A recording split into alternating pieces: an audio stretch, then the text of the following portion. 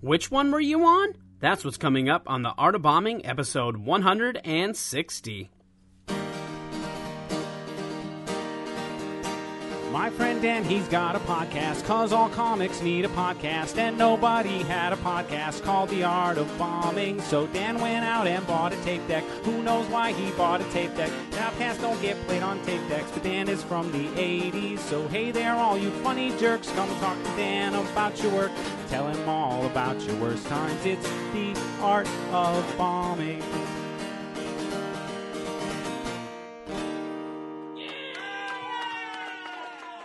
Welcome to a brand new episode of The Art of Bombing. Dan Bublitz Jr. here with you again today on Tuesday, September 22nd. I hope everybody is having a good day today. I am feeling pretty good. I just got home from a weekend of shows. I've been on the road doing live stand-up comedy in this new pandemic world. It was good to be back on stage. Been working out my material for my dry bar taping that's coming up here in about 3 weeks, and I think I got my set pretty tight. I got a little more work to do, but it's coming along very nicely. Thank you to everybody that came out to the shows. Big shout out to Drake Strong and Marty's Tap for having me in Sioux City, and Luke Johnson and Skylar Bulks at Boss's Comedy Club for having me there as well. I really appreciate you guys letting me come down and work out my set. The shows were great, and it was good to be back on stage. But here we are, back in the studio, recording this podcast. Today, on the show, got a great guest all the way from Los Angeles, California. My guest today is Josh Florhaug. He's a fantastic comedian. He is based in Los Angeles, but he's actually from Minnesota and the Twin Cities area. In fact, a little tidbit, he is the great-nephew of a legendary comedian. But I'm not going to give it away. You're going to have to listen to the episode to find out which legendary comedian he is related to.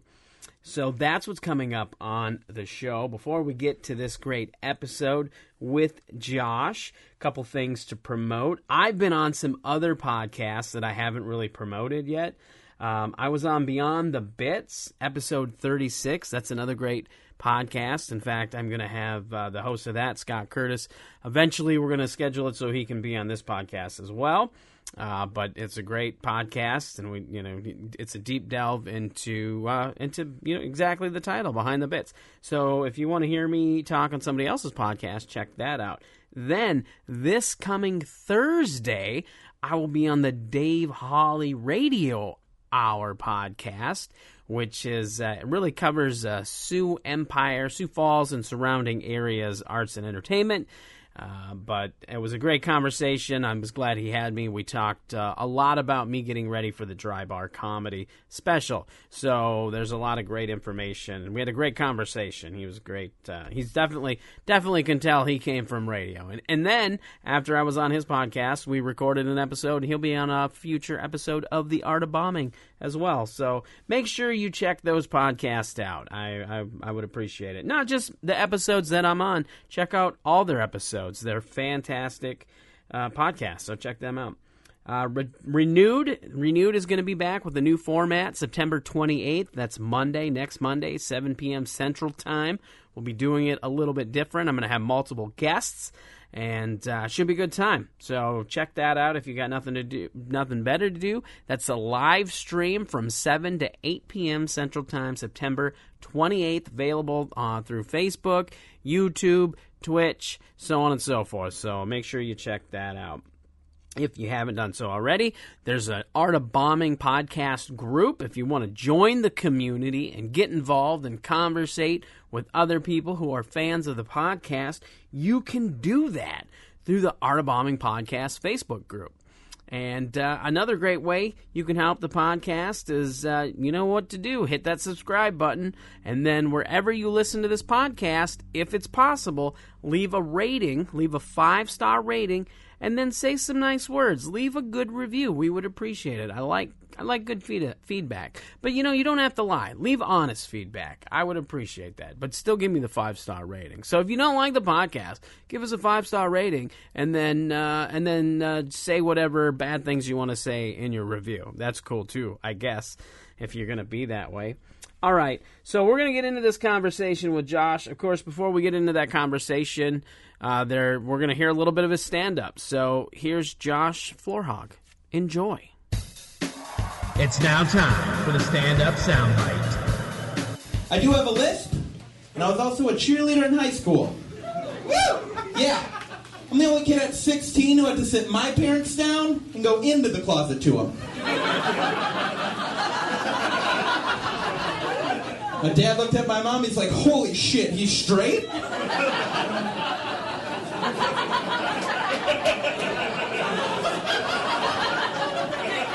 I can honestly say I didn't see this coming at all.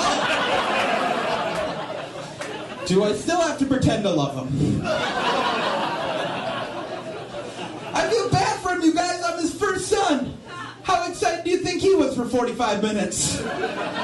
After an hour, the doctor just finally looked at him. He's like, better luck next time? That's the worst part. He's like a big man's man, construction worker, biker. He has tattoos, the whole thing. I'm sure at work his friends are like, hey, Jeff, your first son's in high school. Is he on the football field? My dad's like, hell yeah. My son's on the football field the whole game. His friend's like, nice, plays both ways like Bo Jackson used to. He's like, nah, plays both ways a little bit more like David Bowie used to.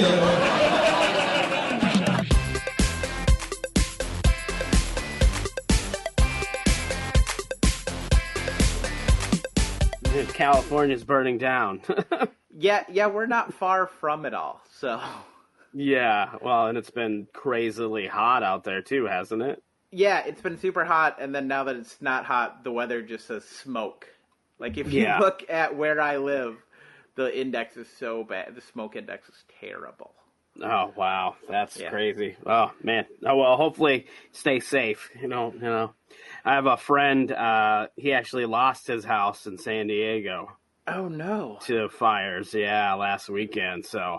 Well, it is definitely scary.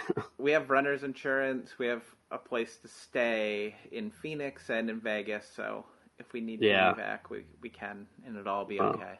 Well, that's good. That's good. At least you got a plan. Hopefully, it doesnn't come to that, but it's good to have a plan. I don't want to have to do the plan, but we got one, so that exists. I don't know. If this was, I think I'm a little bit older than you, but when I was a kid, I remember in school they would have us do these like safety plans where like we would have to come up with evacuation plans in case of a fire, like at our house, and we had to do that. Yeah, we're like, oh, you should have a rope ladder if you have a double, a 2-story home, and so on and so forth. I remember that being a big thing, and then when we got an addition put on our house and had a second story, my mom's like, "We don't need those." She's like, you'll be able to get out. You can jump. It's fine. Yeah. The ground isn't as hard as you think. Yeah, it's like 8 feet up. You'll be. Oh, don't land on your head. Don't dive out of your window. Yeah, exactly. Oh, that's what that reminds me of, having that plan. And then it's like, well, who knew? You really needed plans, but yeah, that's the scary thing, is like having to have a plan. Yeah, it really is. Oh man, having a plan for anything, even a career in comedy. Having a plan. It's like, whew, this is scary. How do people do this? Those are gone. And I mean, me and you had the exact same thing happen. So having this awesome like shoot set up for television, and then it getting affected by COVID, because your dry bar was supposed to be during COVID, right? Yep, right at the beginning. It was scheduled for April. Now it has been rescheduled, so it's rescheduled for October, but anything can happen between now and then. So it's like I'm getting ready, but I'm also not holding my breath, because the way this year has been. This Amazon Prime show I was supposed to do was set to shoot March 20th. So that Friday. that everything shut down that Monday. And it was that Tuesday we were all emailed, and they were like, no, we can't because of the city laws. Yeah. Have they been keeping you updated at all as far as, like, do they have a plan, or is it just all up in limbo? Yeah, the plan is they still have the facility to the studio is still all set up, and it's just on pause. Oh, okay. Well, so hopefully it should eventually, you should be able to do it. It's not the production still exists. The production's still going to happen, which that's we can good. hope That's for. good. Yeah. Yeah, right. Yeah. Well, that's kind of where I'm at, although I have a date, but like I said, I'm not holding my breath. Yeah, we don't have one of those. 2021 question mark is where we're at. Exactly. 2021 question mark is about right for about every question for 2020. Any plan for 2020 is, well, maybe 2021. I just keep rolling with it. It's every day's Groundhog's Day. I keep trying to do just a little bit of work every day to get better at things. Yeah. Are you guys able to do stand up out there again in Minneapolis? Yeah, I mean, there's some things that have opened up, and there's been some outdoor shows and stuff. I mean, there's a few open mics and stuff, but I personally have, I went to a couple, but I'm still pretty skeptical, about going out and being around people. It's like I want to get ready and I feed that craving, but at the same time, I'm like, are you really wanting to potentially risk your life and or the lives of other people? So I'm like very on the fence about it, So like, if I do go out, I really, really, really have to push myself to go. I'm the exact same way. It's like there's because there's still no indoors in LA, so it's outdoor mics in parks where people we're just kind of like ambushing parks. But it's like I want to know that the people are doing it actually give a shit about like masks and stuff. Yeah.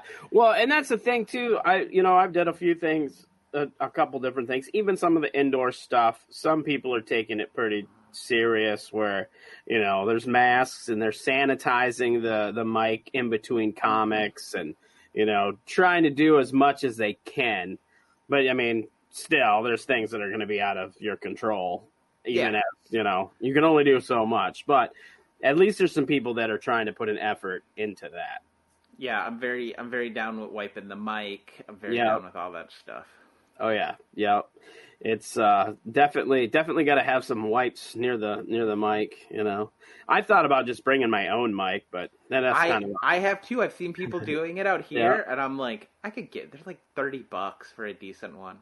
Yeah. Oh yeah, they're not terrible. Yeah. And I have plenty because I have from recording in studio and stuff. And I actually did a in studio recording just the other day, and it's the first one I've done since like, I don't know, January, February. I don't remember the last in studio one that I did. It was before the pandemic started. Okay. And my guest brought his own mic. Good. That's good. I mean, I already sanitized it, and I was like, it's up to you. I sanitized it. If you want to use your own mic, that's cool too. And if you don't trust it, there's wipes there too. You can sanitize it yourself, but either way, whatever you feel comfortable with. Yeah, that's the new norm that we have to get with. Yep, we gotta carry our own equipment. Well, problem with that is if you've ever seen a mic cable fall out of a mic, most comedians don't know how to put a mic and a mic cord together. Nope. Yeah, comedians aren't the smartest at like gear work. That's why we do this and aren't musicians. Yeah, right. We don't know how things plug in. We do something with the least amount of equipment involved. Yeah. I just have to show up. I don't even use a notebook. I write everything in my phone, so I don't even bring that one thing that most comedians have. Yeah, it's like, and if push comes to shove, I don't need a microphone. I can just scream at them. Oh, I've had to do it, especially in those park mics where like the wireless will go out and stuff, and it's like, all right, now this is just a weird TED Talk in a park. Yeah, pretty much. It's interesting too because I wonder. You said basically they're hijacking parks. It's kind of like hijacking bars for bar comedy and open mic and stuff. But I wonder, since there's no alcohol involved, I imagine the people being hijacked are a little less hostile. Yeah, and we're like setting up at like the little amphitheater part of the park behind like a dugout of like a little league thing. So like people will, we're not by people. So if people want to hear comedy, they can walk over and like hear it, and then if they decide they want, they can fully commit to coming over. Yeah, as opposed to in the bar where you're like, oh, I can't go anywhere. And I'm shutting off all your TVs. We're sorry. Yeah. Were you watching that game? You have to hear about my butt now. Yeah. Enjoy yourself. Yeah. Oh man, that's funny. I did, like I said, I did a couple outdoor things and I had fun. It's funny too, because, like before the pandemic, now everything's kind of going virtual and, outdoor type of stuff. And before, like, outdoor was not ideal for comedy. And I've did a few outdoor shows in my career prior to the pandemic. And then now after this, it's like, you know what? Outdoor shows aren't nearly as bad as we thought they were. When we didn't have to do them, it was a hard sell to, like, read that Booker's... I'd read that Booker's email, and then I'd sit on it for, like, 2 hours and be like, all right, I need the money. Yeah. But I 100% already know this is going to not go well. Yeah. And then I'd agree to it, and then while driving there, I'm like, I could have just said no. Yeah. Yeah, I've definitely been there. I could have said no. Just driving there, check it in, I'm like, I'm not going to have any fun. And then you get there and you have fun, and you're like, that was the one time.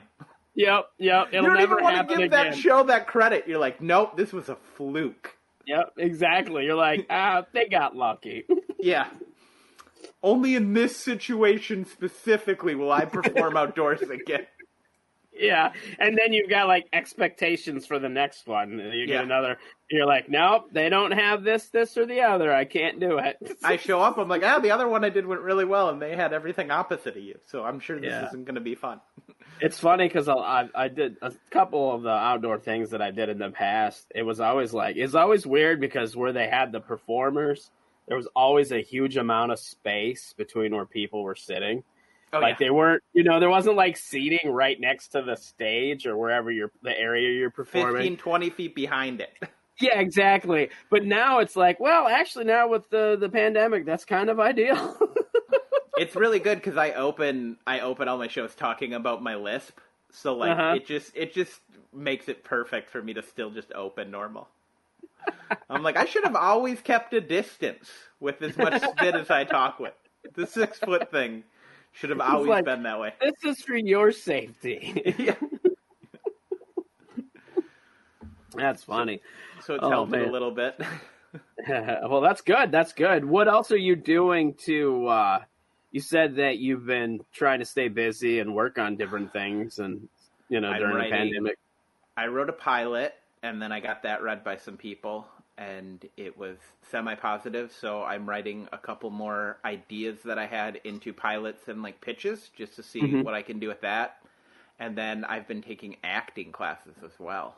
Oh! Are you doing that, like, online? Yes. Okay. This was a pre-pandemic thing. I signed up for an acting class. I took 2 in person. And then when the pandemic happened and they were like, we're going to go virtual, I emailed them and I was like, I just want my money back till this is over. And then they're like, try the virtual thing. Let's see if we can do it. And I end up liking it and then signing up for another class and doing that. Oh, that's awesome. So it's one of those things like, since I can't do stand-up, to sharpen all the other swords of comedy. Mm-hmm. So absolutely. It's still good. Yeah, let me learn how to write. Let me learn how to act just in case any of these things happen after the pandemic. You get the buzz from the TV and then hopefully things happen. Yeah, well, and it's always good to have some extra tools in the toolbox. Because, if you're being honest with yourself, you're not going to make... there's a chance that you can make a living doing nothing but stand-up comedy, but it's very minimal. And usually... Really not. It really isn't. And in order to do that, you usually have to do another thing that gives you drawability anyway. So, you really, to really make a living doing what we do, you have to have your hand in a bunch of different cookies jars. You got to have revenue streams coming in from different places. Oh, absolutely. That's why I'm just trying to do this. I've luckily got to add a few credits since COVID, so that's been cool. Well, that's good because you did a sketch on TV, right? Yeah, I did a sketch on NBC, and it was also on the Weather Channel, which is Weather Channel? I've been leading all of my bios with seen on the Weather Channel as well as NBC and Showtime. Awesome. And then I was also in the New York Post. Oh wow, that's awesome. On April 1st, they always do like 60 funny comedians jokes, and one of my jokes was in there. Oh, that's fantastic. That's great. It was really cool. I was right in between, I think, Fred Willard and Sarah Silverman. Oh, nice. Yeah. That's awesome. Yeah, it's one of those crazy things to, like I posted it and I was very excited to be in it, but then to also see, like, Maria Bamford and other comics that I idolize also posting how excited they were to be in the exact same article I was. I was like, oh, this is actually means something. That's amazing. How did they determine that? Like, I guess that's not trying to take away. I'm like, how did they like find the joke? I guess that's what I was trying to get at. Like, how did they see your joke? Oh, because I was quarantined with Louis. Oh, okay. Well, hey, yeah. No, I was quarantined with Louis. Louis submitted, and that his manager submitted Louis, and then he was like, "Hey, do you want to submit Josh too?" And then I sent him a couple jokes, and then they actually liked one of them. Oh, that's cool. Oh, yeah. So you had to actually submit for it. Oh, yeah. That's cool. Yeah, we both did. They could have blown me off entirely. Oh, yeah. Yeah. Well, I didn't know because, a lot of comedians use Reddit and put up stand-up shots, and sometimes when they do these articles or whatever, they just randomly find this stuff on the internet, Mm-hmm. So I wasn't sure if it was that or how that worked out. Oh, yeah. Anytime I try to do any of those, none of those work out. Yeah, I'm right there with you. Anytime I'm like, oh, I'm going to start doing stand-up shots. And then it's like, I got 4 likes. Or, I get like 4 likes and then a bunch of people trolling in. It's like, never mind. My self-confidence is already in the shitter anyway. I don't need to be brought down any further. I'm doing a good job on my own. That's why I hate Reddit. I posted my 5-minute stand-up video. I had 78 positive comments. And then I had one from a guy that said, I came on here to shit all over this, but I actually liked it. Well, that's a pretty good comment. That was one of the things where I was like, I think I'm done posting on Reddit, because that's the mentality of most people on Reddit. I'm here to ruin this person's day for trying something. Achievement unlocked. I wanted to hate you, but I don't. Well, that's a pretty good feeling. That's pretty good. Yeah. That's awesome. Oh yeah, that's good that stuff is going good like during the quarantine. Hopefully it can carry over once everything's, Yeah, that's the kind of the double edge of that sword is right? I got all these cool things that happen during quarantine, but it's like, are people going to remember in 6 months? Yeah, right.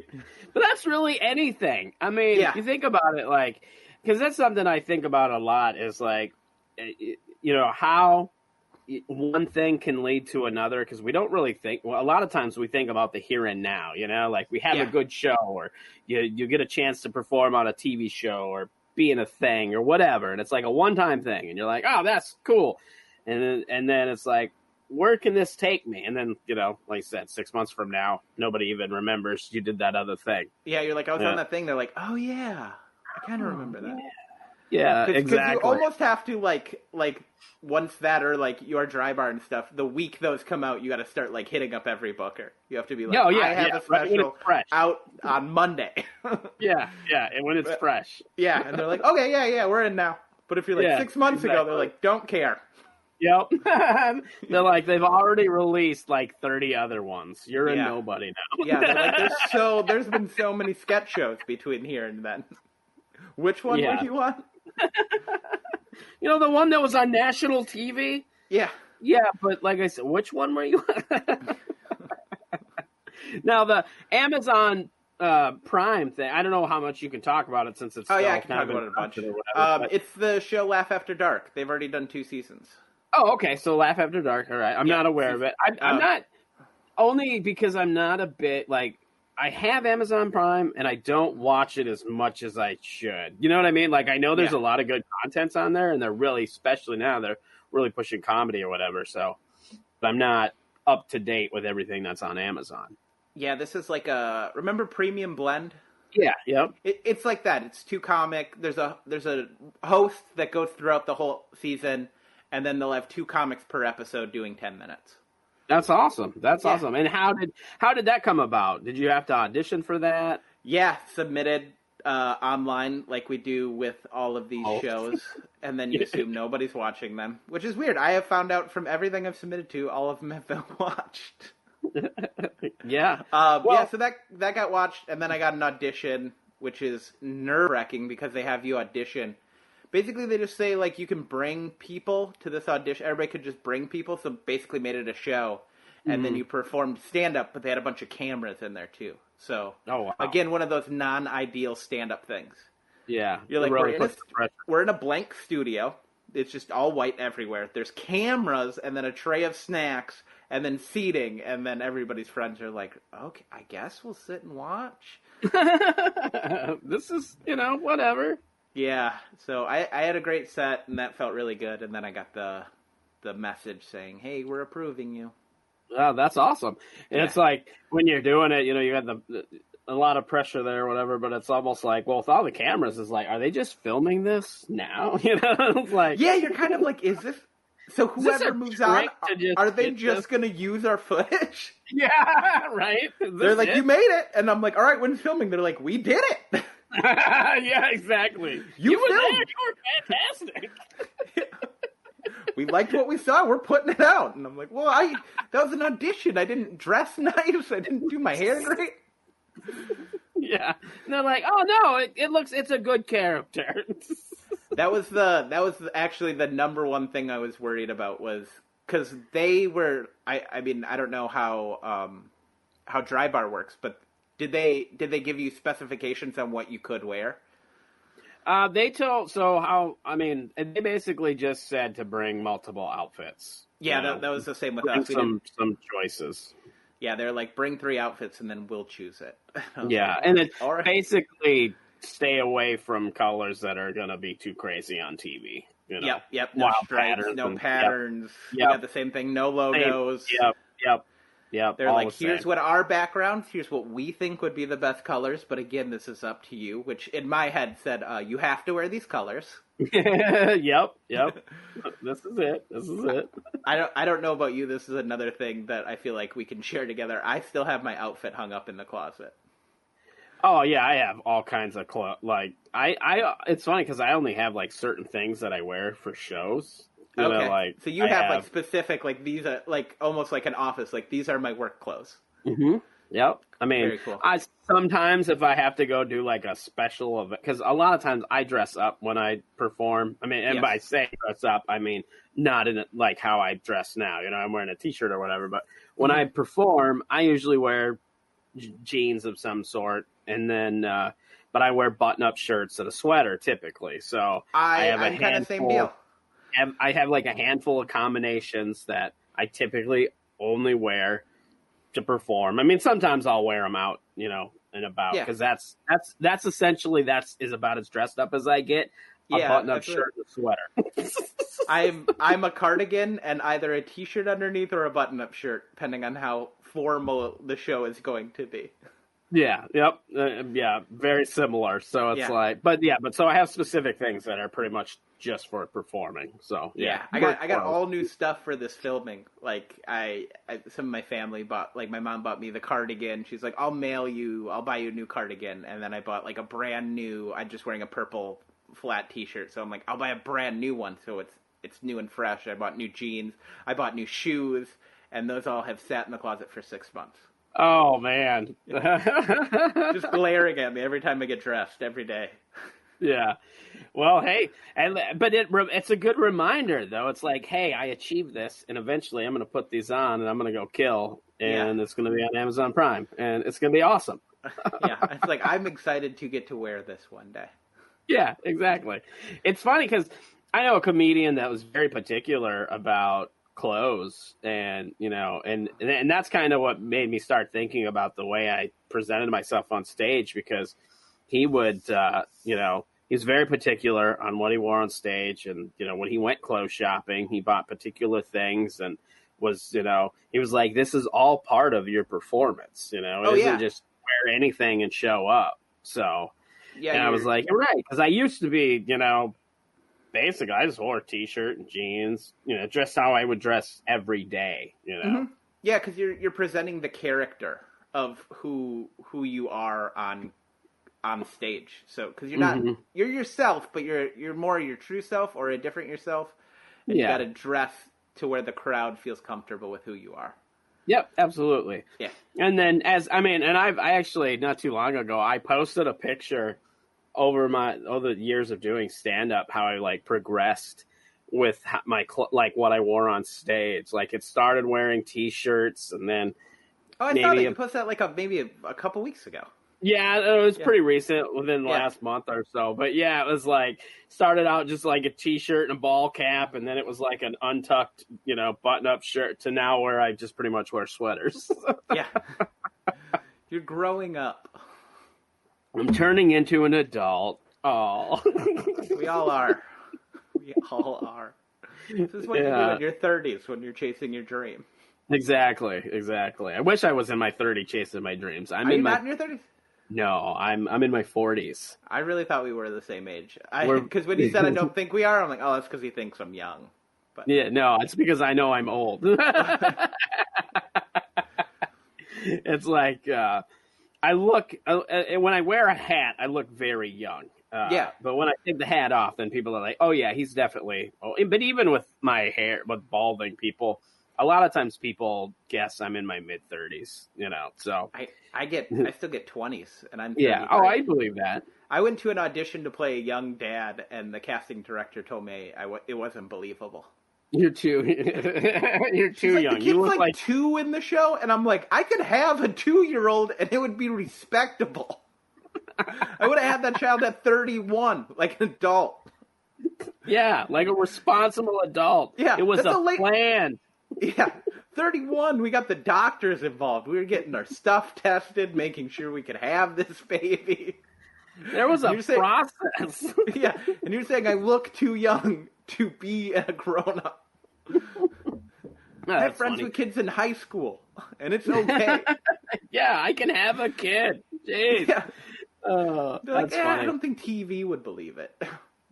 I've seen movies like that, though, like movies and shows where like there's a parent and a kid at a particular age, and I'm like, that kid looks older than the parent. I don't believe that. I think that's what I look like.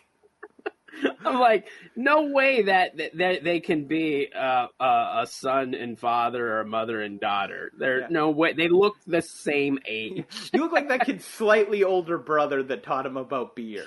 Yeah, exactly. You're like the stepson. Yeah. The old stepbrother. Yeah, you stop by, you shoot hoops with him, you give him some slight, vague life lesson that he could have figured out on his own. Yeah. Oh, man, that's funny. Oh, God. Yeah, I haven't... That was one thing. Do you do... I know you say you're writing, and then you said that you've been taking some acting classes and stuff. So is that something you're looking, trying to do more of as acting while you're out in L.A.? And then...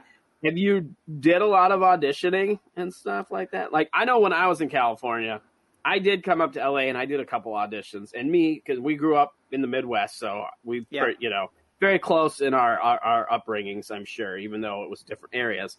The first time I went to an audition and I was like looking around, for me, I was just like, what the hell am I doing? And I was like, because it wasn't like a, this is below me kind of thing. It was more of a like, man, people like do this. Like, this is a real thing. Like, in a million years, I would have never imagined that. Like, growing up as a kid, that even though I'm aware of actors and, things like that, it's still like, people do this.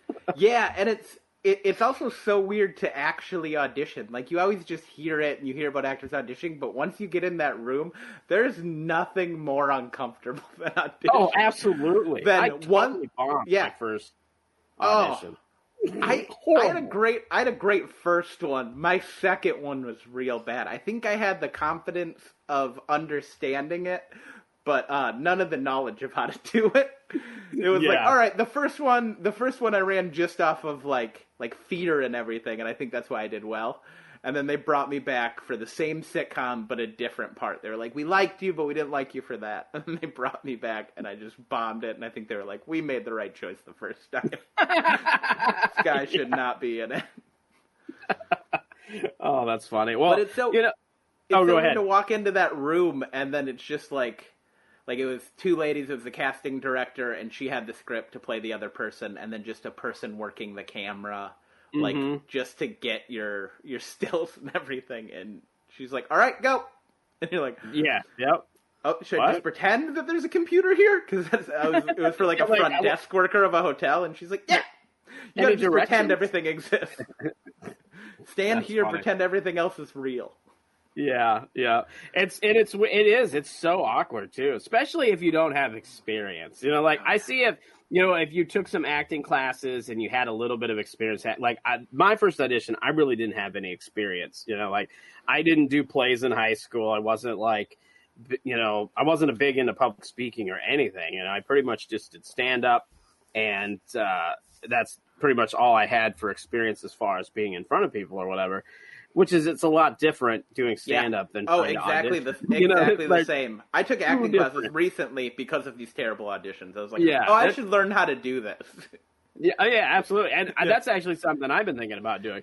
But it's like now I did some acting, but it was always either, I don't think I've ever been in anything that I got from an audition. I think maybe one commercial, but it was a video audition, so even though it was still a little awkward, it wasn't the same awkward as being in a room with a couple other people and not really, knowing what they want. Yeah.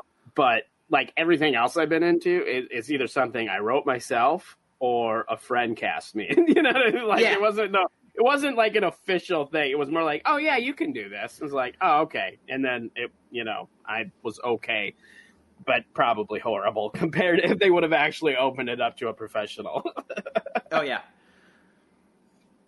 And then it's just awkward, too, like, to walk into the audition room and you sign in. I don't know if you have any, like, management or anything, but I didn't have that. I don't. So I signed in, and then you see it's, like, this person's, and then it's, like, name, age, and email and management, and I was the only one who left the management thing blank. Oh, I was probably... I was like, I'm not getting this. Yeah. It was funny, too. Like, the first time I did an audition, like, I forget where it was exactly, but there was, like, a bunch of different casting people basically essentially, they must have all been kind of renting the space, or maybe it was a talent agency where they were helping. I don't remember if it was, but I just know there was, like, a bunch of different productions for different things, projects, all auditioning on, like, the same day or whatever. They each had their own rooms or whatever. So there's just a bunch of different actors. But it was funny because one of the observations that I made, and this was the very first audition, was that how so many of them knew each other from going around and auditioning because they would run into each other all the time. And it was very similar to, like, comedy and open mics. Oh, yeah. Yeah, you're sitting by yourself and you see everybody else hanging out and you're like, I'm not good at this. I did my 2 auditions for the show Baskets at the Scrubs, where they shot Scrubs and where they shot Children's Hospital and a lot of other, in that fake hospital / they make it into everything else. So, like, I was going up the stairs and I was like, I've seen this building. Like, you're walking down the hall and you're like, oh, that's a hospital reception thing. This is where they shot Scrubs. Good. This is awesome. Awesome. It feels cool, but also it's super intimidating. Like, once you walk in the gate, I'm like, oh yeah. I didn't. The few times that I've auditioned for things, it's all been like independent stuff. So it was like never on a studio parking lot or anything like that. So still intimidating, but nothing like that. I guarantee you, if I would have auditioned where I had to go to like a studio thing, that would have been hella intimidating. Oh yeah. Yeah, this wasn't in a studio. It was still just like in a neighborhood in an office park, but like still, like, once you walk in the building, you're like, oh, I know this building. Oh yeah. Very, very recognizable. Yeah, I've got to be at a lot for a couple things that, like, just hanging out with other people, but that's also like, you're like, whoa, this is where it happens. This is where the magic happens. And then you see it's all just like plexi walls and then like a bunch of like cables and garbage behind it. Yeah, it's like, oh, so disappointing. Oh, all the magic's gone. It just disappeared into a cable that came unplugged. That's funny. So you auditioned for Baskets. I assume you didn't get it. Did not get or I was going to say, because I don't remember seeing you on it. Nope. So like, what did you audition for? Just out of curiosity. This is the terrible thing. I auditioned for hotel front desk worker. Here's why this is terrible, is because that's what I do for a day job here in LA. Oh my God. I got off work, didn't take my uniform off, went to the audition, a thing I just did for 8 hours, and still didn't get the part to play something I was just doing. Oh my God. And then an IT worker. That's funny. That's like the worst. It's like, man, maybe I'm not good at my job. I can't even act like I'm doing my job. Well, that was the whole thing. They're like, you can apply. They're like, you can audition for front desk employee, and I'm like, I am a front desk employee. There's no way I don't get this. Like, I'm not auditioning. This is my life. Yeah, they're like, you just got to tell Zach to go over here, and I'm like, oh, I can do that. And then they were like, no, apparently not. Oh, that's funny. That was like a great series. I loved it. I just recently watched season 4, which is what I auditioned for. Yeah. I watched it probably last year sometime. I don't know. Yeah. Whenever FX like released all their stuff on Hulu, I watched that because that was something I'd been wanting to see for a while. So, and it was a really good series. It was, and I got to live it kind of for.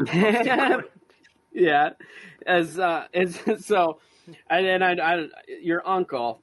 How close to the character was that? Like living with him for a while? Oh, it was every day because I here's the thing. I was in diving as well when I was in high school, so like I like to do like. I posted a lot of videos of me doing backflips into his pool and stuff, and he would be out on his balcony and be like, "Josh, can you please not?" You know how sad I would be if you, like, that's how he tried to tell me to not do flips off stuff, is he'd be like, I would be so heartbroken if you were to get hurt at my house. That's funny. That's also very sweet. Yes, it's very sweet. He is Christine Baskets, and I kind of grew up without a dad, and he doesn't have any kids, so we kind of have that, and especially living together for the last several months during a pandemic, we kind of have that relationship now, so... Yeah, that's great. I definitely got to see a lot of what Chip and Dale had to go through. And the other twins. Oh, that's funny. You auditioned and didn't get it, but you got to live the life, so. Yeah, I got to just jump right into it. Well, now you're ready for the next time. Yeah.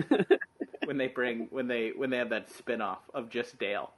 Yeah. That's not real, but I think it'd be funny if it was. It would be. Oh man. And that would be good. He could Dale was the university one, right? Yes. Yeah, so that would be funny to have him like a spin-off of him running a university. Dale. Because I could just imagine the hijinks at that university. Oh yeah. It would be like the movie Accepted all the time. Yeah, exactly. But probably way hilarious.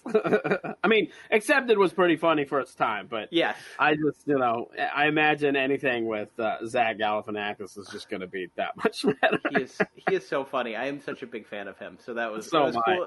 It was cool I got to meet him once, and it was so awesome. That's awesome. That is awesome. He was extremely helpful because when Zach, I guess, moved to LA, he was a nanny, so he was very helpful to my fiance in finding a job. Oh, wow, that's cool. Oddly enough, he gave her like a lot of advice in different agencies that she should go through, and then helped pass her resume around FX and things like that. Wow, cool. Yeah. Did she end up getting a job because of it? Inadvertently through one of the agencies. She didn't get one from FX through Zach, but it's still kind of cool that Zach was like, oh yeah, for sure. And being that's like, hey, awesome. This is what you should do. Yeah, that's great. That's great. Yeah. It's good to know that, because sometimes when you meet celebrities and people like you look up to, you're like, oh man, I wish I went to met them because they're kind of an asshole. And it's good to like when you meet somebody and they're not, you know what I mean? Like they're actually a nice person. Yeah. He wanted to talk very little about comedy with me, though. Like when you're like, slow down, Dan. He was nice to my fiance. Yeah. Total jerk to me. No, he's like, that's awesome. Good luck. And then my fiance's like, so nannying. Let's talk about nannying. That's so funny. He's like, comedy, gross. I've had enough of that. Yeah. Well, that's a good transition into comedy, because that's, the bombing part of comedy, because that's what this is about. So I'm going to let you tell your story. Oh, so many bombing stories. I've had two, really, really bad ones. The first one, I think I was about a year and a half into comedy. It was my first New Year's gig. I did it, I want to say it was, on the border of Illinois and Wisconsin. One of those small, banquet room hotel ones. I was with a headliner, I forget, he was an older guy. I forget who it was. First show just goes terrible for me. I just do 20 minutes of people not giving a shit. He gives me a bunch of advice. Second show goes just as bad. And then he's like, I'm going to run to the store and get something to eat. I have drinks with people after the show. And then he gets back, he sees me in the lobby bar, and he's like, hey, come up, and then I'll settle you out. I guess the booker isn't going to send us the money. He's like, I got all the money. And he goes to settle me out, and he's like, $150, right? And I go, actually, I was told it was $150 a show, so you have to give me $300.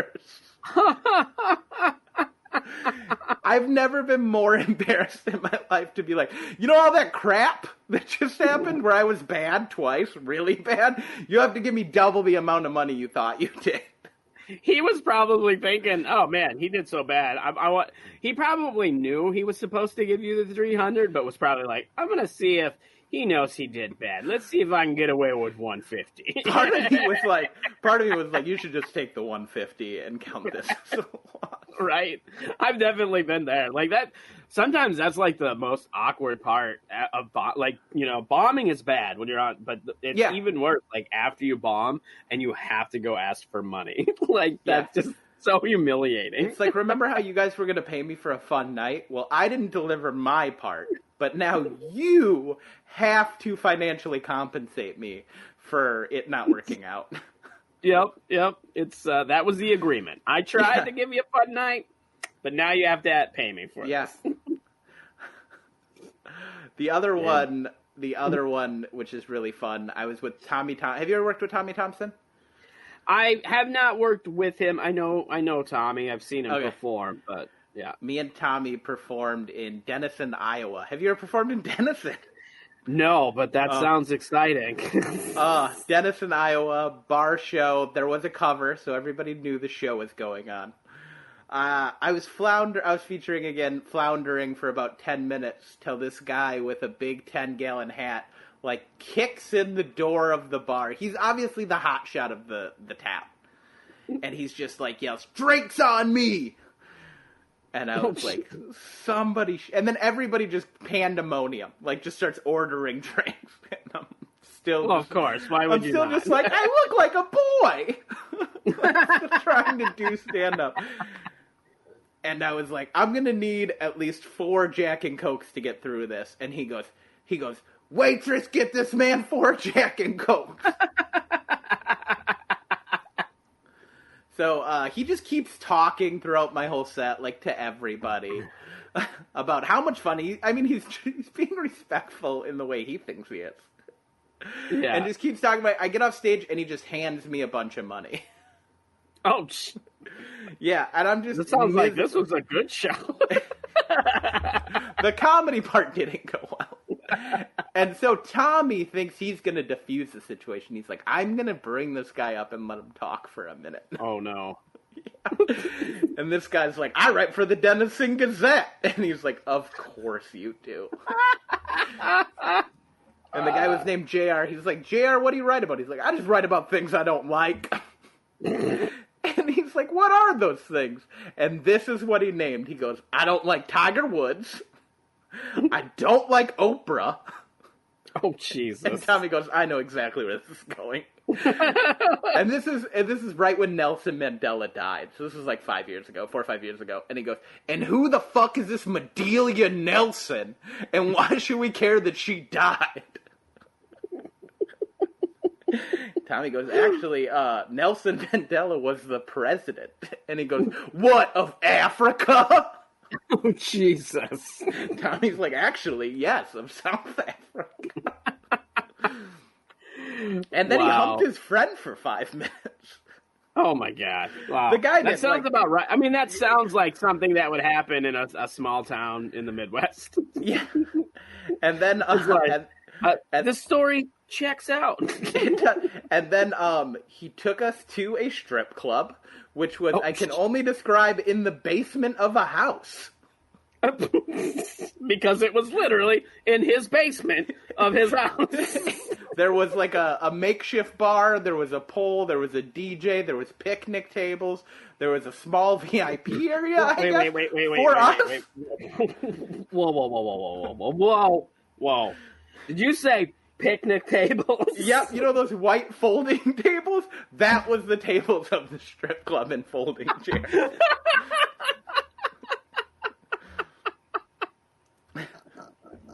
It was like, hey, let's save some money. We'll get one of them folding picnic tables. Then we got chairs and a table all in one unit. Like, we're following this guy there, and Tommy's like, we're going to have one drink. And then we got there, and he goes, I do not want to drink out of the glassware here. But it was fine. They were plastic cups. Well, there you go. It's like either drink out of the plastic. A plethora of drinks. He wanted to make sure his two buddies had a good time. That's funny. Well, did you have a good time? I had a great time talking about it later. My only joy at the time, I was like, I'm afraid I might not survive tonight. At the time, I was like, I think this is going to be the worst show I ever do in my career of comedy. And you know what? It's really held up. It's like right up there. Oh my God, that's funny. I have one more bomb that was really not fun. I've got to perform a couple times on the Vegas Strip at the Laugh Factory, and it's 2 shows a night for 7 straight days, so it's 14 shows in the week. And one of the shows, I was hosting, and the way they have it set up is the host will do 10 minutes, and then he'll bring up the feature. The feature will do 20 minutes. Then the host will do 5 minutes, and then the headliner will do 40. And I was with Brian McKim was featuring, and Tom Wilson from The Heat and Back to the Future was headlining. So I do my 10 minutes to absolute silence. So bad to where Tom was standing backstage with a cocktail for me. And he was like, ooh. and then I went up there after Brian finished, and I was like, you guys want to hear some more jokes? And this guy in front just went, no. And I went, all right, I'm going to bring up your headliner. You've seen him in the Heat. I just didn't do the 5 minutes. Oh, no. Did you get in trouble?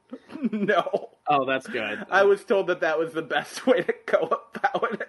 We already had pre-planned that I was going to go out there, and if it started to not go good again, I was just going to bring it up. Okay, so it's, yeah, because sometimes they get real anal about stuff like that, you know, even though in that situation, that's the better call, not doing the time, but some bookers are like, you got to do your time or you're not getting paid or whatever.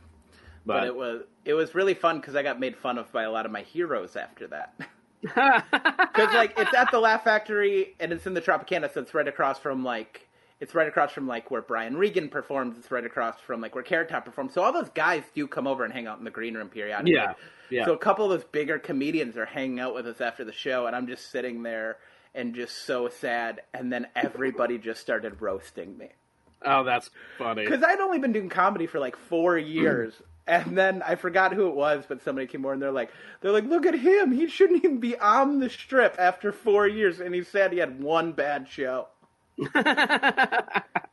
Yeah, they were probably thinking, just wait, there's going to be plenty more of those. Yeah, and all these guys just it made me feel better and worse at the same time. That's funny. Now, that's one club I haven't performed at. I've had a lot of people perform there, and I know the guy that owns it and runs it too. Like I worked with him a couple times out in California. Oh, really, Harry? Yeah. Harry's a character. He's the best. He's such a nice guy. He's very hard to read. I can never get if Harry. I certainly don't know if Harry likes me or not. He probably don't even remember me. That's how long ago it was that we performed together. So but he was fun to watch. He has his act is it's different, but it's very high energy and it's very fun to watch. I mean, I've watched it's him. very entertaining. I've watched him work, and like his set, you have to. It's like a full commit. You have to 100% be on because of how fast the costume changes are and the sound cues and everything. Like you have so much set up with the audio guy that you can't be off your game. Yeah, no, absolutely. Yep, that is so true. And I seen him where it was a little tougher for him to pull it off because we were it was a military show, and so it wasn't like a professional club or whatever. So like they didn't really have like a sound, like there wasn't like your typical sound and audio or sound guys, that kind of thing or whatever, because it was like they did these shows like once a quarter. They brought in comedy. A friend of mine booked it. And so it wasn't like a regular thing. So, they're used to just comics coming in and just doing comedy, so. Yeah, and Harry's like, I need every theme song from every movie to play at these exact seconds. And here, and they're like, well, we'll try. Almost at that, he needs to have like a CD that's paused enough for him to be able to do the joke with no variance. It's like, well, that'd be funny because it'd be like, so you don't think you're good at the sound cues? Well, use this disc instead. This is the disc for just in case. Yeah. And then it has the time delays and stuff in it. Have you got to talk to him about like all the Rodney stories and everything? Yeah, a little bit. Yeah. Because he wrote all the Rodney. He wrote most of the Rodney Dangerfield movies with Rodney. Mm-hmm. Yeah. So he always has a lot of like cool stories. And then Rodney's chair is in the green room of the Laugh Factory. Oh, that's awesome. Yeah.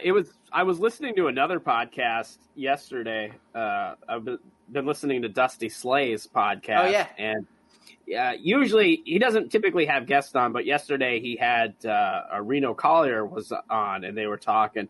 And Reno had a great story about featuring for Harry, and how Harry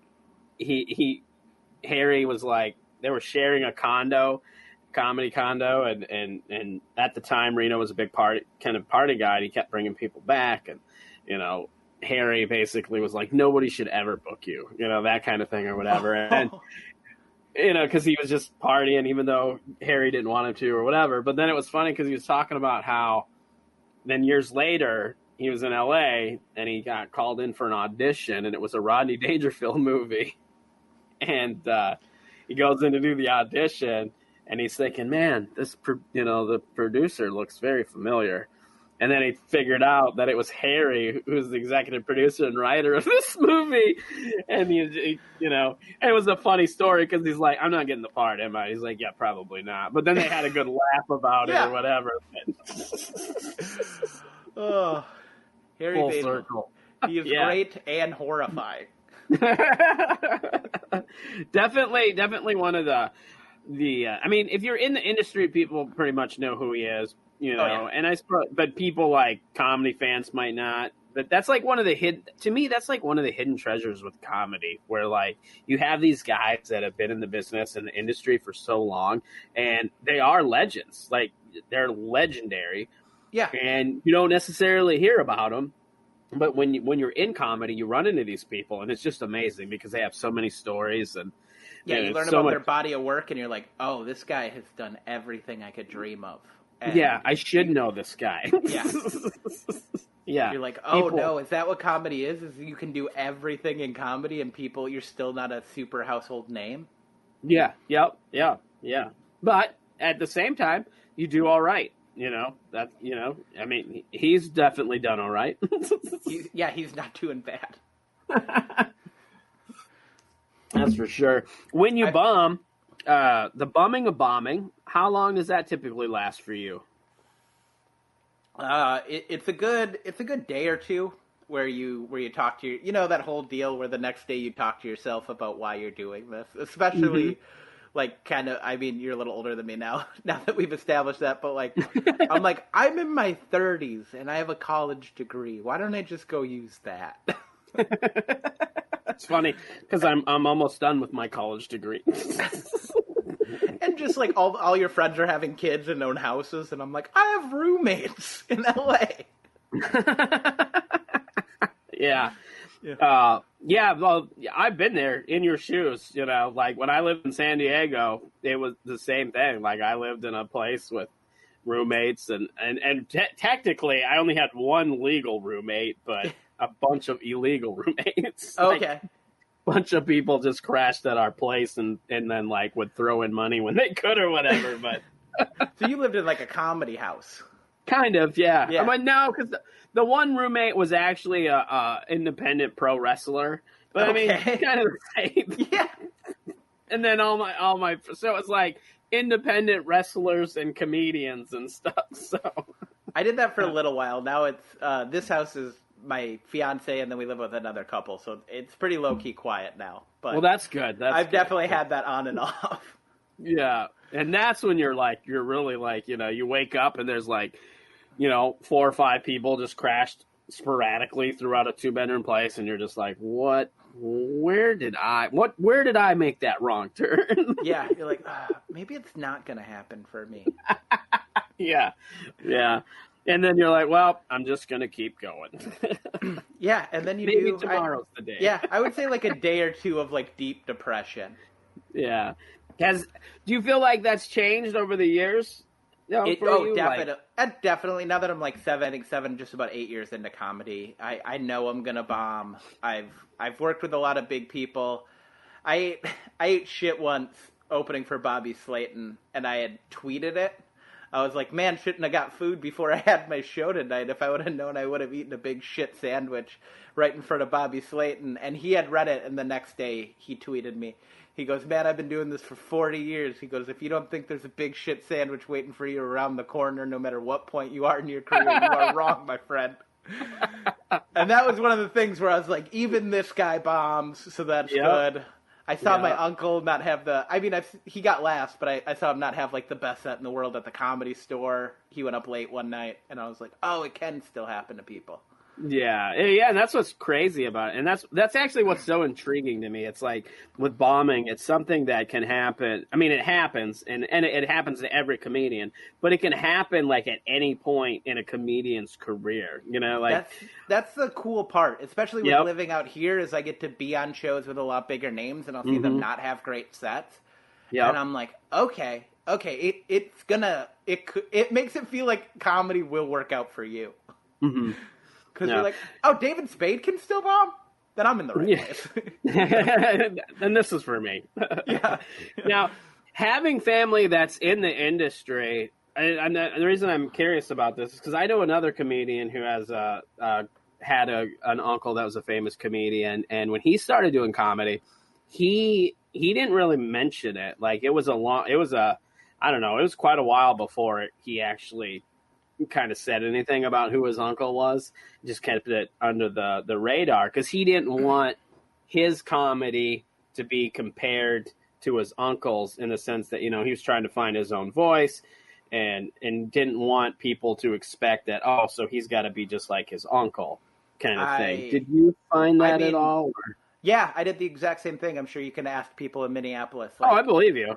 People did not know until I started working with him. Mm-hmm. Because then it was the big question of how I got those jobs. And then people started being like mean to me that way. Like I was being snaky. Oh. They're like, who did you finesse? Or what are you, who are you emailing? Like, are you presenting yourself as better than you are? And very stuff like bitter. That. Yeah. Yeah. It was a lot of that stuff. And then I had to be like, you guys, we're family. He got to see me because of this.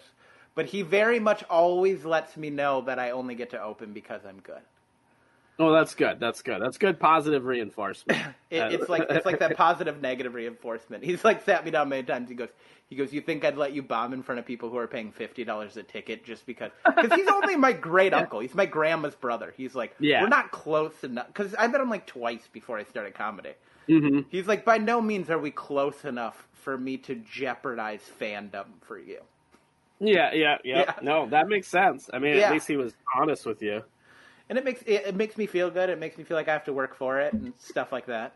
He very much would let me know if I did bad or what I did bad at. He's very much that guy. He believes in me a lot, and he wants me to do well, so he does let me know any small thing.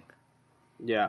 Well, and I suppose, too, it definitely helped because, you don't share a name. You don't have the same name, so that definitely helps. My friend, he had the same last name as his uncle, too. So can you say who your friend is or no? Oh, Ryan Hicks is his name. Oh, okay, so he's related to Jerry Seinfeld. Yeah, exactly. And, he's trying to make a name for himself. But he started doing comedy in San Diego, and, he was very hush-hush about it. And then, eventually it came out or whatever. But by then, he'd already kind of established himself in the scene and had his own, style and so on. Yeah, because that's the whole deal, especially with that. Like, or like with me with Louis, is like people expect a certain thing. I'm sure with Ryan, they expect a lot more political humor. Mm-hmm. Yeah, and then absolutely. with me, they expect super clean, which I'm not very dirty by any sense. But I mean, I swear a little bit. I would say I'm like a 80s PG-13. Mm-hmm. Like I say curses and I do reference sex and things like that, but I'm not by any means graphic or anything. Yeah. I'm like PG-13 plus is what I would say, which makes it weird because I've done, and I think you've done too, like corporate work. People are like, "How clean are you?" And I'm like, I'm adult clean, but I'm definitely not church clean. If that makes sense. Yeah. And that's an interesting thing with comedy too, is how like there's different like. It's not just clean or blue. Like, there's different, like, levels of clean. Yeah. Like, blue is blue. But when it comes to clean, there's, like, well, there's TV clean. And then there's PG-13, PG clean. And then there's church clean. And then squeak, It's like, there's a lot of different versions of clean here. It's like, I reference sex, and I'll probably say shit 3 times in my headline set. Is that okay with you? And they're like, nope. Yeah, you're clean. But then when I do it, then people would be like, that was a little more than we bargained for. And I'm like, no, I told you ahead of time, and I sent you a tape. They're like, we didn't know you were going to do that. And I'm like, why? Why did you not think that I would send you the thing that I said represents me? I wouldn't do that. It was like, well, honestly, we were just too lazy to actually watch that thing. Yeah. They're like, oh, go ahead. They're like, I don't know. You sent us a tape, so we figured you were good. You had a tape. That seemed good to us. Yeah. It's always funny, too, because, like, you can send a tape and people end up not watching it or whatever, and they just, they'll take your word for it, and then they get upset. And it's like, well, it's kind of on you. Like, I was honest with what I am.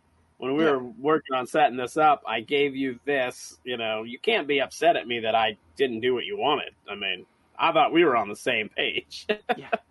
Do you always get like that when you do like corporate work? Are you like, how clean? What is clean? You always have to wonder what you think clean is.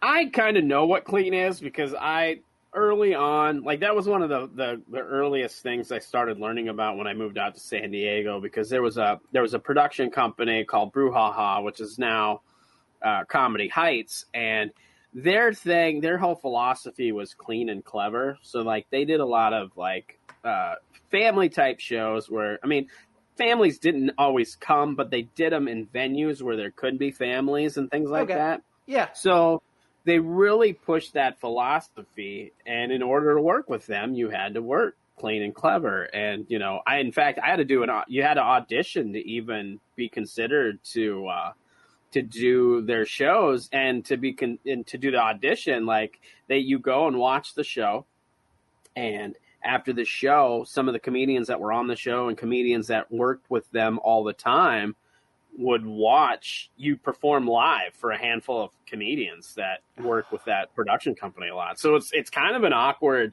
thing or whatever too, but yeah, so you had to audition, but so that was like early I was maybe in comedy a year, maybe 2 years. And so like, I already had people pushing that philosophy. So like now when somebody says clean, I'm like, well, what, I kind of have an idea of what questions to ask, it's like, what kind of organization is this, and I already work typically pretty clean. I mean, once in a while I might use a profanity, but for the most part, I can clean up most of all my jokes. There's very few jokes that I have that I wouldn't be able to do at a corporate gig or, now church clean. That's, I definitely have to clean some stuff up there because that's different in the fact, PG-13 is like basically essentially TV clean, and you can get away with maybe one profanity and talking about drugs and talking about sex and things like that. Whereas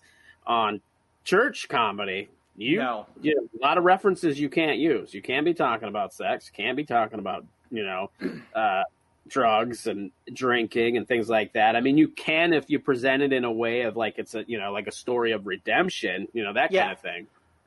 Yeah, like I talk about my drunk dad and how that's bad. So that works for that kind of situation. But I couldn't be like I was out partying. Yeah, exactly. It's like, before I got here, I took a hit of acid. Let's see how this goes. I'm on the fast track to seeing God. How about you? I learned that a lot too, like with where my material goes for clean, because I did a couple prom lock-ins. And then like I was like, I'm clean because I've been working with Louie. I have to work clean. And then I got there and I'm like, I'm clean, but I talk about living with my fiance a lot. Yeah. And I'm like, these kids, I'm just referentially not going to be good for these guys. Yeah. Oh, and I totally can relate to that because I did, a few years ago, I did a lock-in, a post-prom lock-in. And I was like, oh, yeah, PG-13, PG, whatever. That's fine. And then when I got there and I seen all the kids, like, sitting in the bleachers, I was like, oh, man, I'm going to bomb so hard. I mean, they don't want to hear about a middle-aged divorce guy. Was like, immediately I was like, oh, this was dumb. Why did you say yes to this? I felt the same way. I just started making fun of the kids, but I made fun of all the cool kids and made the kids that were bullied seem cool. Like, that's what I did.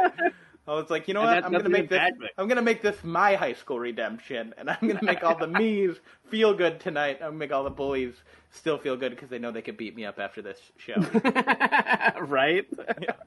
That was another one where it was like weird because then I have to ask for the rest of the money, and I had to wait for the check, and it's like I just want to get out of here. Oh, we had to do that. I had a fun check thing. I pulled that move. It was me and Frank Roach. You know Frank, right? Yeah, I know. I know who he is. Yeah. So it was me and Frank, and the lady was writing our check, and we both picked on this kid who was like football player, big socks, gym shorts on, the cutoff T-shirt, and the football hoodie, and what we presumed had a shaved head. He did not have a shaved head. 2 girls ran up to us while the principal was writing our check and let us know that Tyler had cancer. Oh, no. Because, we're like, oh, this guy looks like the guy who's buying everybody beer after prom. This guy looks like he's been bullying since he was in diapers.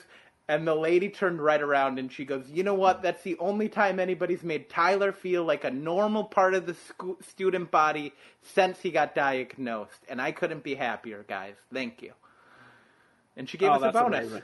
And I was like, whoa, this could have gone bad. Because why she's writing the check and those girls say it, you just see me and Frank's heads fall. We're like, I'm sure. No.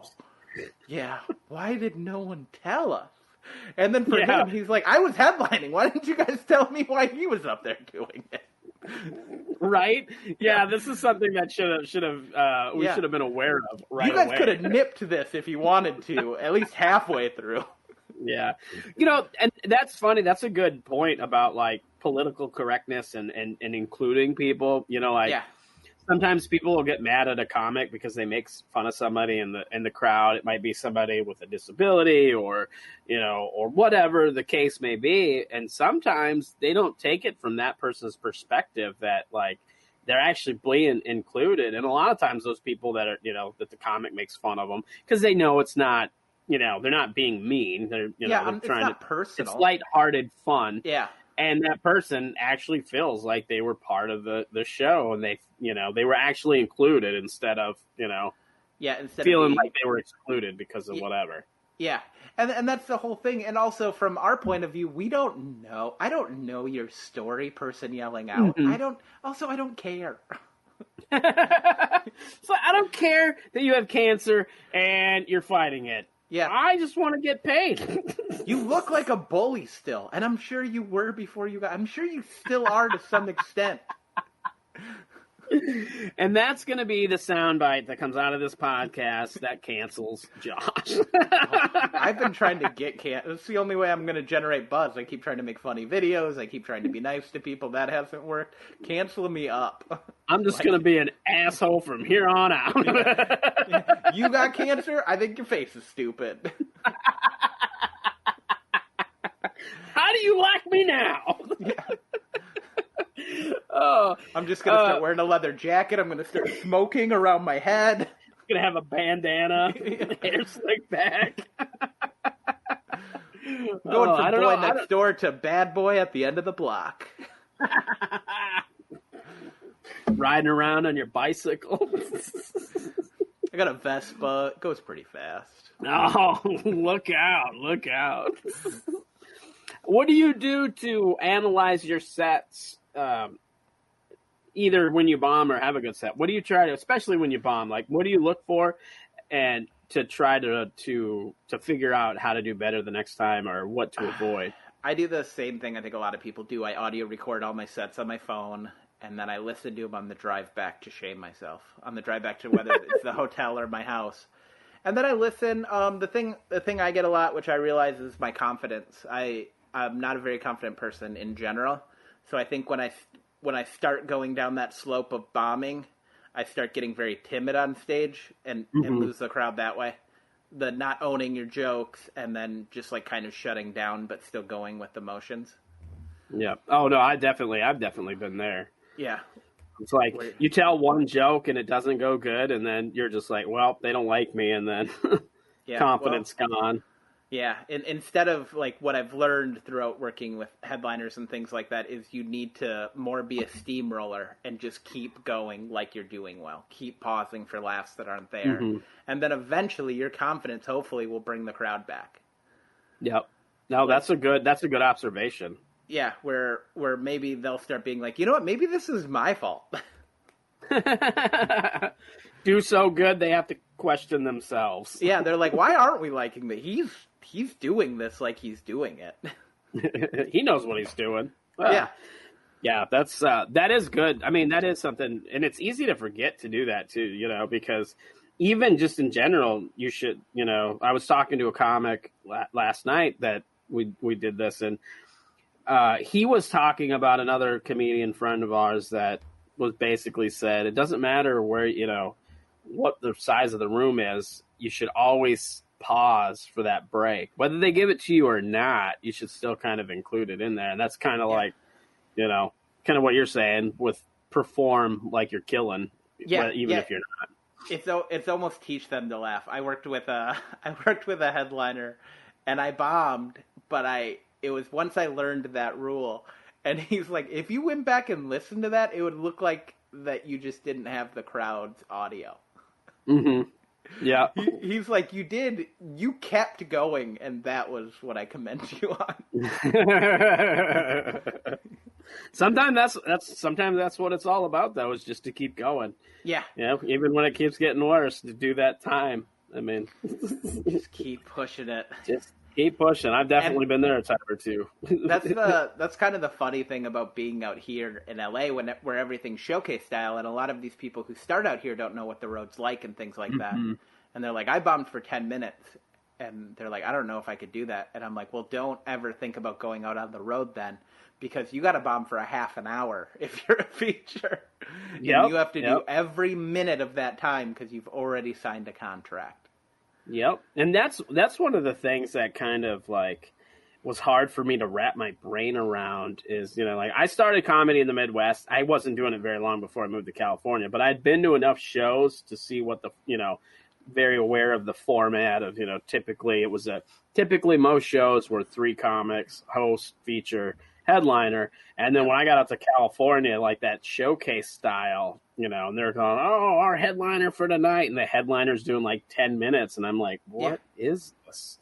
Yeah. It's like, if oh, they're you're doing a headliner. more, they're doing 15. And I'm like, you're not I always tell these like newer comics, they're like, I'm a headliner. I'm like, no, you're not. I was like, can you do 45 minutes to an hour?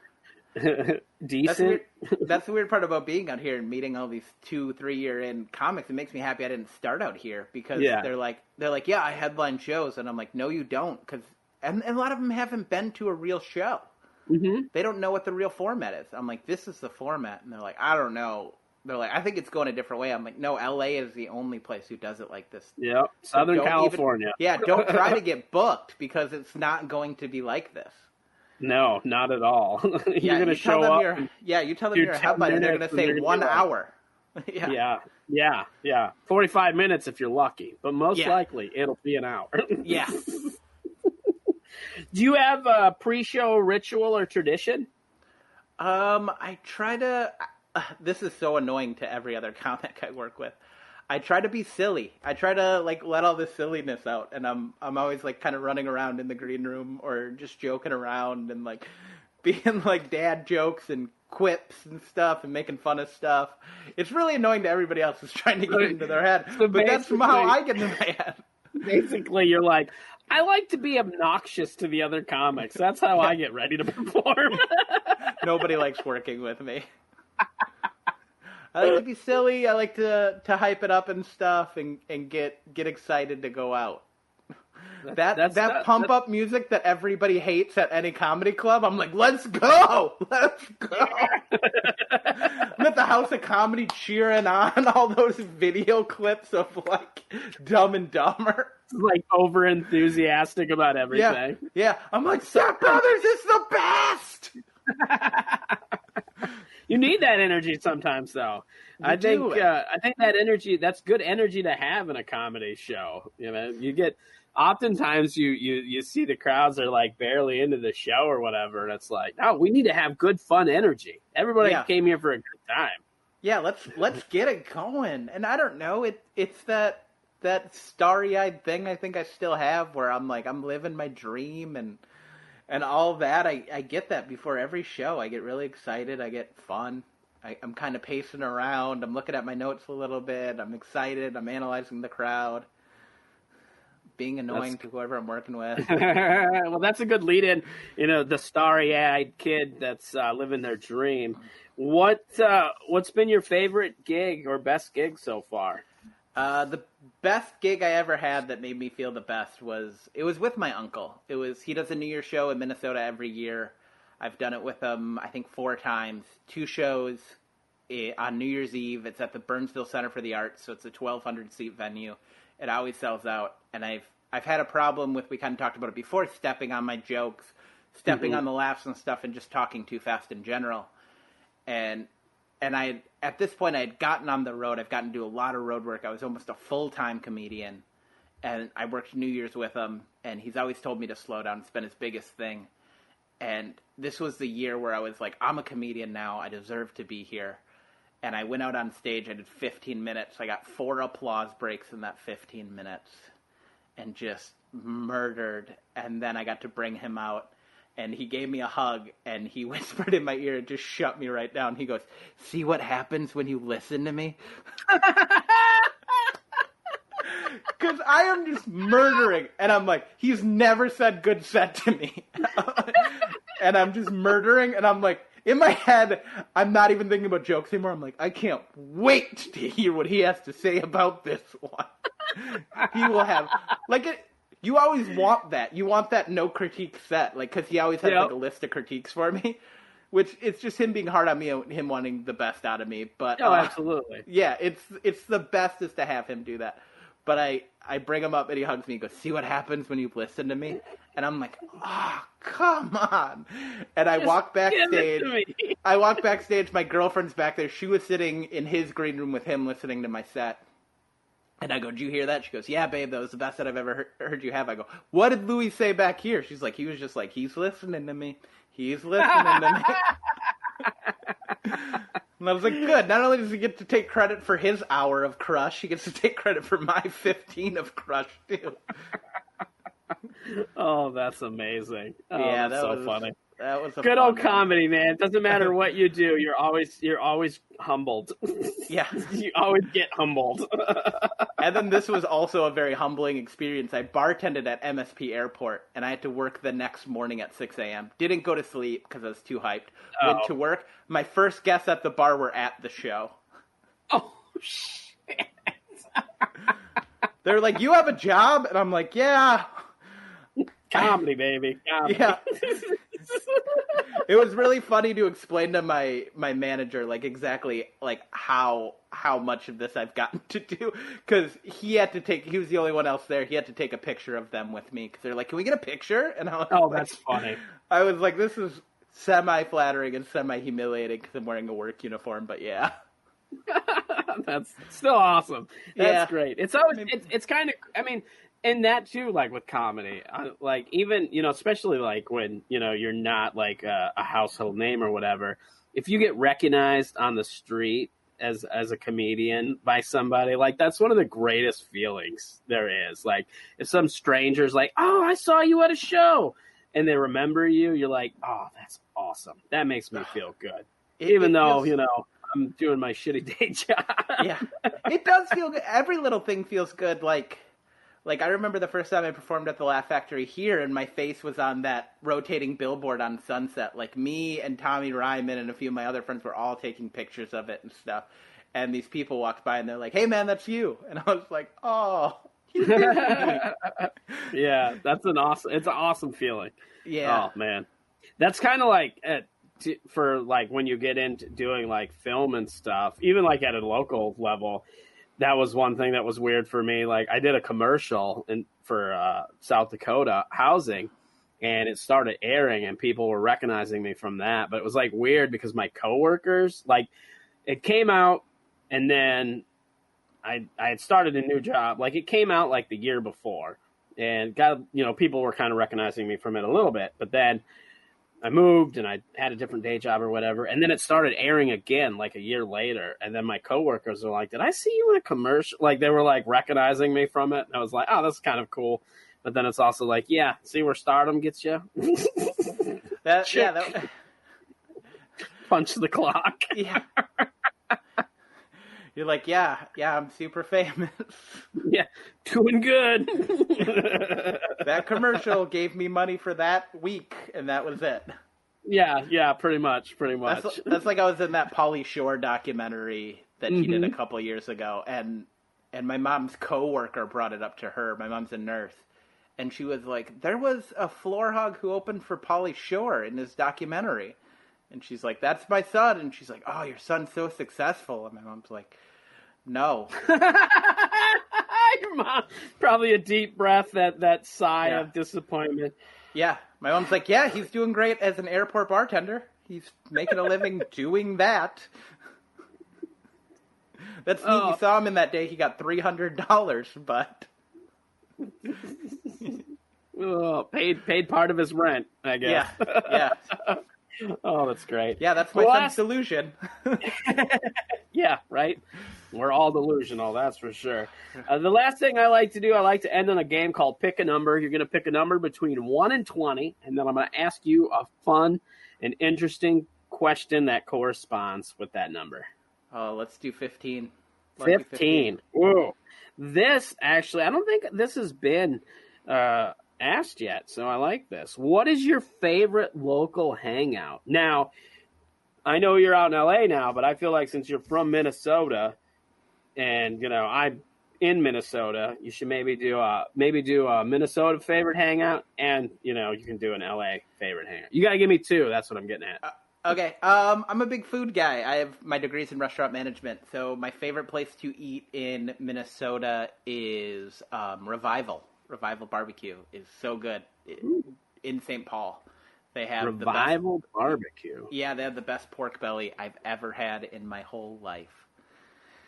Okay. And then, might have to check that out. Yeah, check that out. It's so good. It's amazing. Like now that I'm thinking about it, I'm like, when I come back to that's like on the list of like when I come back to town, that's where I have to go. All right. I'll definitely have to check that out then. Yeah, and then Hangout would be like Sisyphus. I loved performing there, and then I love the vibe of that brewery. Even though I don't drink anymore, like they have craft soda and stuff, so it's just a fun place. They have a bunch of games, pinball, stuff like that. Mm-hmm. Yeah. And then here, I've only been here for 2 years, so like one of the years I haven't been able to do much. Fair enough. All right. Yeah. So, like, I don't know. Again, we're going to go at food. I like Din Tai Fung, which is, I think, the renowned dumpling place to eat. I eat at a lot of food trucks. I mean, Hangouts is a few different pinball and arcade bars, which I go to because I like video games and things like that. Yeah. That's one thing I mean, I know we have them out here now. They've grown in popularity, but I really miss food trucks, like, especially taco trucks. That's like one of the biggest things I miss from Southern California. My favorite taco spot is a flat top, and then they have the big spit of El Pastor in a 7-Eleven parking lot in Silver Lake, right by the Virgil, which is where Kristen Schaal from Bob's Burgers runs her show, Hot Tub. Mm. And then I also ran a monthly show called The Awkward Show. So that was my favorite spot after doing that show, to go get a big El Pastor quesadilla and then go home and eat it. It was like the victory of running a show at such a cool place and then it going well. It was like that's the victory meal. It was a $6 quesadilla out of a 7-Eleven parking lot. That sounds like a comic's life right there. That's the dream.